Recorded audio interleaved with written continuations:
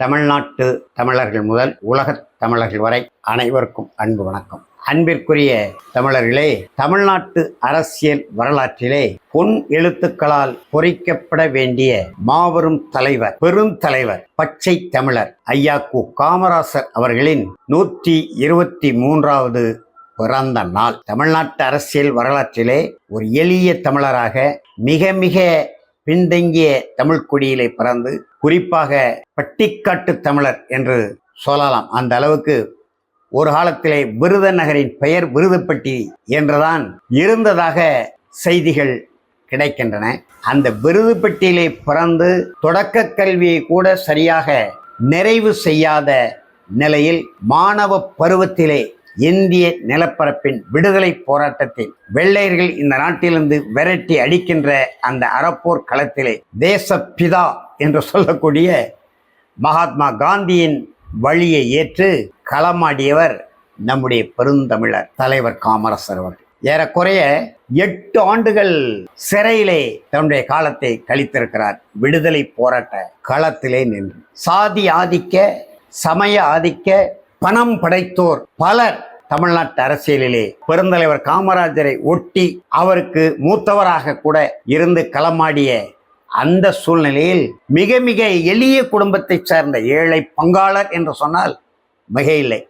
அப்படிப்பட்ட புறக்கணிக்கப்பட்ட தமிழ்குடி, ஒடுக்கப்பட்ட தமிழ்குடி அந்த காலகட்டத்திலே அந்த தமிழ்குடியிலிருந்து தோன்றி ஒரு மாபெரும் தலைவராக, இன்னும் சொல்ல வேண்டுமேனால் இந்திய தலைமை அமைச்சராக யார் வர வேண்டும் என்று முடிவெடுக்கக்கூடிய அதிகாரம் வாய்ந்த பெரும் தலைவராக ஐயா பழநெடுமாறன் ஒரு முறை சொன்னார், ஜவஹர்லால் நேருவுக்கு பிறகு லால் பகதூர் சாஸ்திரிக்கு மரணத்தை அடுத்து அம்மையார் இந்திரா காந்தியை இந்த நாட்டின் தலைமை அமைச்சராக கொண்டு வந்த நிலையில் இந்திரா காந்தி அம்மையாரிடம் நீங்கள் எடுக்கக்கூடிய முதன்மையான அரசியல் முடிவுகள், அரசின் நிலைப்பாடுகள் குறித்து போன்ற மூத்த தலைவர்களோடு கலந்து பேசி தேவையான கருத்துக்களை, அதாவது ஆலோசனைகளை பெற்றுதான் எடுக்க வேண்டும் என்று பெருந்தலைவர் காமராஜர் வலியுறுத்தி வந்த அந்த காலகட்டத்திலே அதை ஏற்கவும் முடியாமல், புறந்தள்ளவும் முடியாமல், பெருந்தலைவர் காமராஜரை ஒத்த மூத்த தலைவர்கள், வடநாட்டு தலைவர்களோடு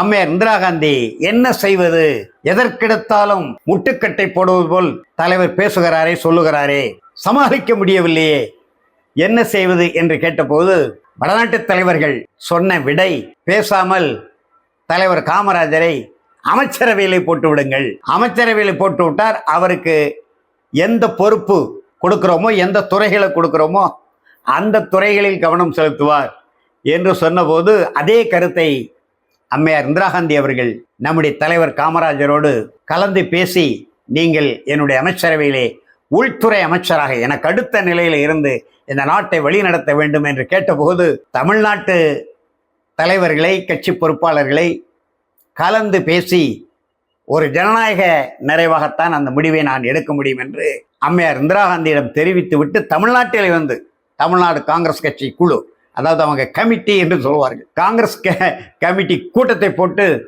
கலந்து பேசுகிற பொழுது எல்லோரும் ஆம், சிறப்பாக இருக்கும், நன்றாக இருக்கும், நாட்டை வழிநடத்தலாம், இந்திரா காந்தியை ஒரு கட்டுக்குள் வைத்து கொள்ளலாம், நீங்கள் தான் அதிகாரம் வாய்ந்த அமைச்சராக, உள்துறை அமைச்சராக ஒளி வீசலாம் என்றெல்லாம் சொன்னபோது ஐயா பழநெடுமாறன் அமைதியாக இருந்ததாகவும், கூட்டம் முடிந்து எல்லோரும் விடைபெறக்கூடிய நிலையிலே ஐயா நெடுமாறனிடம் பெருந்தலைவர் காமராஜர், என்ன நெடுமாறன், எல்லோரும் அவரவர்கள் கருத்தை சொன்னார்கள், நீங்கள் மட்டும் எதுவுமே சொல்லவில்லையே, உங்களுடைய கருத்து என்ன என்று கேட்டபோது அவரும் எல்லோருடைய கருத்தையும் நான் வழிமொழிகிறேன் ஐயா, மிக சிறப்பாக இருக்கும், உள்துறை அமைச்சராக திறம்பட செயலாற்றி இந்தியாவை வழிநடத்தி இந்திரா காந்தி அம்மையாரை வழிநடத்தி தமிழர்களுக்கு நீங்கள் பெருமை சேர்க்கலாம் என்று பெருந்தன்மையோடு சொன்னபோது, இல்லை நெடுமாறன், நீங்களும் எல்லோரையும் போல என்னை இந்திரா காந்தி அம்மையாருக்கு கீழே இருந்து பணியாற்றக்கூடிய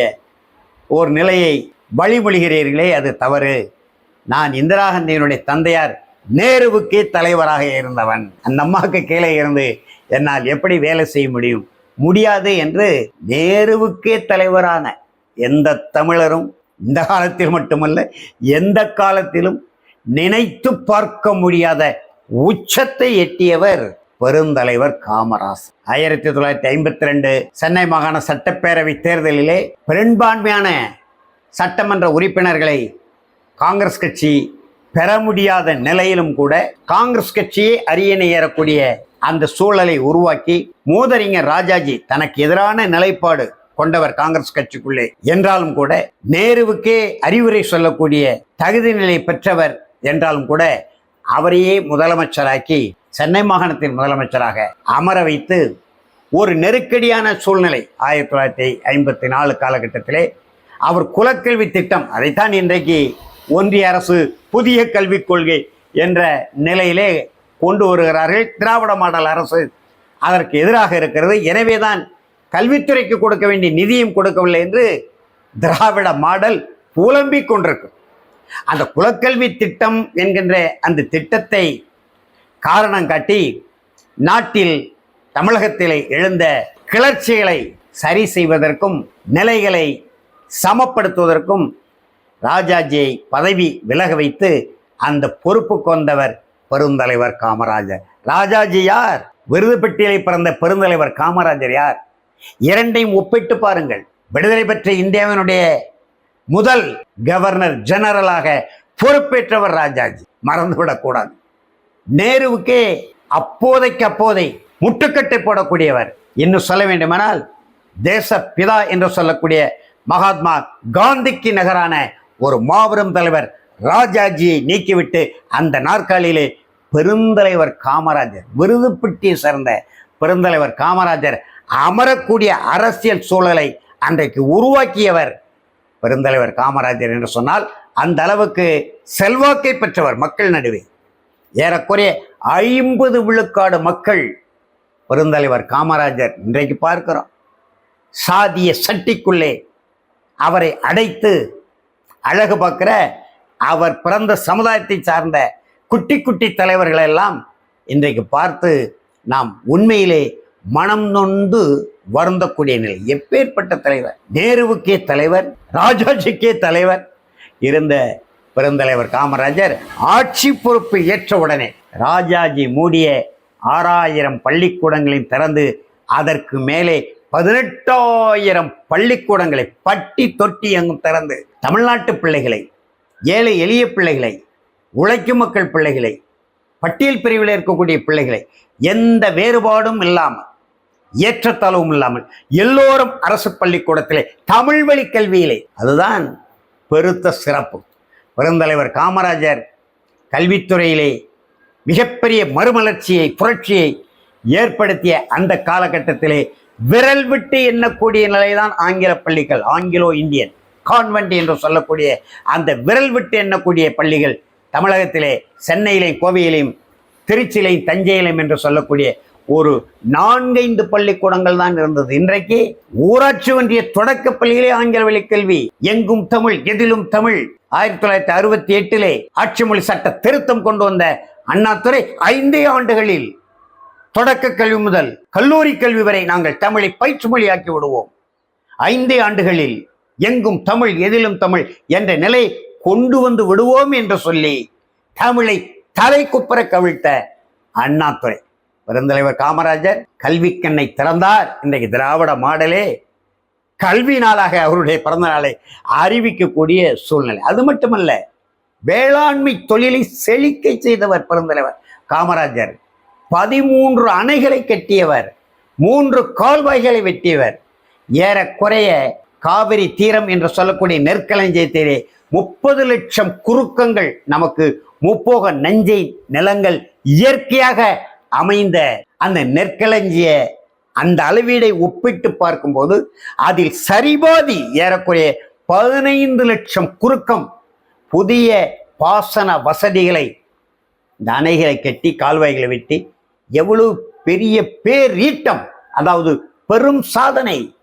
அதே போல கனரக தொழிற்சாலைகள், ஆவடி தொழிற்சாலை, பெரம்பலூர் தொழிற்சாலை, நெய்வேலி நிலக்கரி தொழிற்சாலை, மின் உற்பத்தி, இப்படி எத்தனையோ தொழிற்சாலை, மணலி, எண்ணெய் சுத்திகரிப்பு ஆலை, மருத்துவக் கல்லூரிகள், பாளையங்கோட்டை மருத்துவக் கல்லூரி, தஞ்சாவூர் மருத்துவக் கல்லூரி, இந்த மருத்துவக் கல்லூரிகளை கட்டுவதற்கெல்லாம் நூற்றுக்கணக்கான குறுக்கம் நிலங்களை இலவசமாக பெற்றவர். இலவசமாக பெறுகிற நிலையிலே பெருந்தலைவர் காமராஜர் இருந்தார். இலவசமாக மருத்துவமனை கட்டுவதற்கு நிலங்களை கொடுக்கக்கூடிய நிலையிலே வள்ளல் பெருமக்கள் இருந்தார்கள் அன்றைக்கு. அப்படிப்பட்ட பெருந்தலைவர் காமராஜர் தோ இருக்கு அரிய புத்தகம், பெருந்தலைவரின் நிலையில் ஐயா பழ நெடுமாறன் எழுதிய புத்தகம். ஏகப்பட்ட செய்திகள், அரிய தகவல்கள் எல்லாம் இந்த புத்தகத்திலே ஐயா நெடுமாறன் எழுதி குவித்து வைத்திருக்கிறார். ஒரு செய்தி, தலைமை அமைச்சராக இருந்த ஜவஹர்லால் நேரு அவர்கள் டெல்லியில் இருக்கிற பொழுது பெருந்தலைவர் காமராஜர் அவரை சந்திக்க செல்கிறார். சந்திக்க செல்கிற நிலையிலே கவலை தோய்ந்த முகத்தோடு தலைமை அமைச்சர் இருக்கிறதை பார்த்துவிட்டு வந்து விடுகிறார். அடுத்த நாளும் அதே நிலையில் போய் சந்திக்கக்கூடிய நிலையில் கவலை தோய்ந்த நிலையில் காமராஜர் வந்ததையே கவனிக்க முடியாத நிலையில் இருந்த ஜவஹர்லால் நேரு அவர்களிடம் ஏன் இப்படி இருக்கிறீர்கள் என்று கேட்டபோது அதற்கு அவர் சொன்ன பதில், படைத்துறை தளபதி திம்மையாவையும் அவர் மீதும் நாம் எந்த நடவடிக்கையும் எடுக்க முடியாது. பாகிஸ்தானுக்கு இந்தியாவுக்கும் நடந்த போரிலே லட்சம் பாகிஸ்தான் படை வீரர்களை கைது செய்தவர் திம்மையா என்று சொன்னபோது பெருந்தலைவர் காமராஜர் மிக மிக மிக எளிய முறையிலே சொன்னார். அமைச்சரவை கூட்டத்தை போட்டு ஒரு தீர்மானம் நிறைவேற்றி வேண்டிய உதவியாளர்களையும் அவருக்கு அருகிலே அமர வைத்து கொடுக்க வேண்டிய செலவுக்கான தொகையும் கொடுத்து 6 மாதம் அயல் நாடுகளிலே படைத்துறை தொடர்பான தொழில்நுட்ப வசதிகளை, அறிவியல் முன்னேற்றங்களை கண்டு வரும்படி பணியுங்கள் என்று சொல்கிறார். அப்படி அனுப்பிவிட்டு என்ன செய்வது என்று நேரு பெருமான் கேட்கிற பொழுது, முதலில் அனுப்புங்கள், மற்றதை பிறகு பார்க்கலாம். அவருக்கே உள்ள மொழி நடையில் ஆங்கிலத்திலே சொல்லி அப்படி அனுப்பிய பிறகு மீண்டும் சந்திக்கிற பொழுது ஒரு படை தளபதியை 3 படையாக பிரித்து விடுங்கள். தரைப்படைக்கு தனித்தளபதி, வான்படைக்கு தனித்தளபதி, கடற்படைக்கு தனித்தளபதி, ஒரே படைக்கு தலைமை தாங்கிய திம்மையா படைகளை பிரித்த பிறகு ஒரு பிரிவுக்கு தலைமையேற்க விரும்ப மாட்டார், தன்னுடைய பொறுப்பை தானே விலகிவிட்டு சென்று விடுவார் என்று சொன்னபோது எழுந்து நின்று பெருந்தலைவர் காமராஜரை ஆற தழுவி கொண்டார். அந்த அளவுக்கு இன்றைக்கு 3 படை தளபதிகளும் ஒருவரை ஒருவர் சந்திக்க முடியாது, ஒருவரை ஒருவர் தொடர்பு கொள்ள முடியாது. இவர்கள் 3 பேருக்கும் தலைவர் குடியரசுத் தலைவர் என்கின்ற அந்த படைத்துறை புரட்சியை செய்தவர் பெருந்தலைவர் காமராஜர் என்றால் மிகையாகுமா? அதே போலதான் காங்கிரஸ் கட்சியில் இருந்தபோது விடுதலை போராட்டம் கிட்ட நெருங்கி வருகிற சூழ்நிலை வெள்ளையர் அரசு விடுதலை போராளிகள் மீது அடக்குமுறை ஒடுக்குமுறைகளை சித்திரவதைகளை ஏற்கின்ற பொழுது என்றைக்கு வேண்டுமானாலும் சிறைப்படுத்தப்படலாம் என்கின்ற நிலையிலே கட்சி பணம் வெறும் 40,000 ரூபாய் பெருந்தலைவர் காமராஜருடைய கையில் இருந்த பணத்தை ஐயா பழ நெடுமாறன் அழகாக அதை பதிவு செய்திருக்கிறார். சிறைக்கு செல்லக்கூடிய நிலை உருவாகி விடுகிறது. பணம் தன் கையில் இருந்தால் வெள்ளையர் அரசு பறிமுதல் செய்யக்கூடும் என்று சொல்லி இந்து இதழின் உரிமையாளர் கஸ்தூரி சீனிவாசன் ஐயங்கார், அவர் காங்கிரஸ் கட்சிக்கு மிக மிக நெருக்கமானவர். அந்த வகையிலே அந்த பணத்தை கொண்டு கமுக்கமாக, இது கட்சியின் பணம், நான் என்றைக்கு வேண்டுமானாலும் சிறைக்கு செல்ல நேரிடும், எப்பொழுது விடுதலை ஆவோம் என்று எவருக்கும் தெரியாது, நாடு விடுதலை அடைந்த பிறகு ஒருவேளை நாங்கள் விடுதலை ஆகலாம், அதுவரை இந்த பணம் பத்திரமாக இருக்கட்டும் என்று சொல்லி 40,000 ரூபாயை கஸ்தூரி சீனிவாசன் ஐயங்காரிடம் கொடுத்து விட்டு சென்றார். அவரோ தேனாம்பேட்டை காங்கிரஸ் மைதானம் என்று இன்றைக்கு காமராஜர் அரங்கமெல்லாம் இருக்கிறது, முன்பு அந்த காலத்தில் கட்டப்பட்ட வணிக நிறுவனங்கள் இருக்கிறது. அந்த தேனாம்பேட்டை காங்கிரஸ் மைதானத்தை கஸ்தூரி சீனிவாசன் ஐயங்கார் 1,10,000 ரூபாய்க்கு விலை பேசி அவர் பெயருக்கு அதை பத்திரம் முடித்து வைத்து கொண்டார். தன்னிடம் காங்கிரஸ் கட்சியினுடைய பணம் இருக்கிறது, காமராஜர் கொடுத்து வைத்திருக்கிறார் என்று ஏதாவது ஒரு உளவுத்துறை மூலம் அரசுக்கு தெரிவித்து விட்டால் தன்னிடமே வந்து பறிமுதல் செய்துவிடக்கூடும் என்று அந்த இடத்தை வாங்கி போட்டார். நாடு விடுதலை அடைந்த பிறகு பெருந்தலைவர் காமராஜரை அழைத்து அந்த இடத்தை உங்கள் பேருக்கு மாற்றி பத்திரம் எழுதி கொள்ளுங்கள் என்று சொன்னபோது தயங்கினார் பெருந்தலைவர் காமராஜர். ஐயா நெடுமாறன் அதை அழகாக குறிப்பிடுகிறார். இல்லை இல்லை, நீங்கள் கொடுத்தது 40,000, நான் 1,10,000 வாங்கியிருக்கிறேன், அந்த பணத்தை நன்கொடையாக வைத்துக் கொள்ளுங்கள், உங்கள் பெயரை மாற்றிக்கொள்ளுங்கள். அப்படித்தான் தேனாம்பேட்டை காங்கிரஸ் மைதானம் வந்தது, காமராஜர் அரங்கம் கட்டப்பட்டது. அதையே ஒரு மும்பை பெரும் முதலாளிக்கு 100 கோடி ரூபாய்க்கு 99 ஆண்டுகள் குத்தகைக்கு விடுவதற்கு தமிழ் மாநில காங்கிரஸ் தலைவராக இருந்த கருப்பையா மூப்பனார் முயற்சி செய்த போது சி சுப்பிரமணியம் போன்ற பெருந்தலைவர்களின் ஒப்புதல் பெற்ற பிறகு ஐயா நெடுமாறன் போட்ட ஒரு அறிக்கை அந்த 99 ஆண்டுகள் குத்தகைக்கு விடக்கூடிய 100 கோடி ரூபாயை பெற்றுக்கொள்ளக்கூடிய அந்த நிகழ்வே நடைபெறாமல் நின்று போய்விட்ட வரலாறெல்லாம் உண்டு. அப்படிப்பட்ட பெருந்தலைவர் காமராஜரை ஏற்கிறோம், காமராஜரின் பேரன் நான் தான் என்று சொல்லுகிற, என்று காமராஜருடைய மொத்த வாரிசு போல் தன்னை அடையாளப்படுத்தி கொண்டு அரசியல் செய்கிற நாம் தமிழர் கட்சி தலைமை ஒருங்கிணைப்பாளர் செந்தமிழர் சீமான் அவருடைய வாழ்வியல் முறைக்கும் அவருடைய எளிமைக்கும் மக்களை அணுகிற முறைக்கும் சாட்டை துறைமுருங்க பேசுகிறார் ஒரு இடத்துல. 100 ஆண்டு கால வரலாற்றிலே எந்த தலைவரும் இல்லாத அளவுக்கு நீண்ட காலம் சிறை கொடுமை அனுபவித்தவர் செந்தமிழர் சீமான். 2 முறை கைது செய்யப்பட்டார். 2009 முள்ளிவாய்க்கால் இனப்படுகொலையின்படி. இன்றைக்கு சொல்கிறார் அல்லவா, 95 புதிய தமிழன் கட்சி தலைவர் கிருஷ்ணசாமி திராவிடம் தான் ஊக்குவித்தது என்று. அதே திராவிடம் தான் ராமேஸ்வரம் பேச்சு சன் தொலைக்காட்சியிலே போட்டு சீமானையும் ஊக்குவித்தது. யாரும் மறுக்க முடியுமா? அதே போலதான் சமூக கண்ணோட்டத்தோடு தந்தி தொலைக்காட்சி மக்கள் யார் பக்கம் என்கின்ற ஒரு நிகழ்ச்சியை கொடுத்து சீமானை பட்டி தொட்டி எங்கும் கொண்டு சென்றது. இன்றைக்கு தமிழா பாண்டியன் போன்றவர்கள் சொல்கிறார் அல்லவா, ஆடிட்டர் குருமூர்த்தி சீமானை பாலசுப்ரமணிய ஆதித்தன் அறிமுகப்படுத்தி நாம் தமிழர் இயக்கம் என்கின்ற பெயரை கொடுங்கள் என்று அடுக்கடுக்கான சான்று ஆவணங்களோடு நம்ம செந்தில் வேலையெல்லாம் பேசுறார். அது மாதிரியான சூழலில் வந்த செந்தமிழர் சீமான் மாடுகளை கூட்டி மாநாடு நடத்துறாங்க.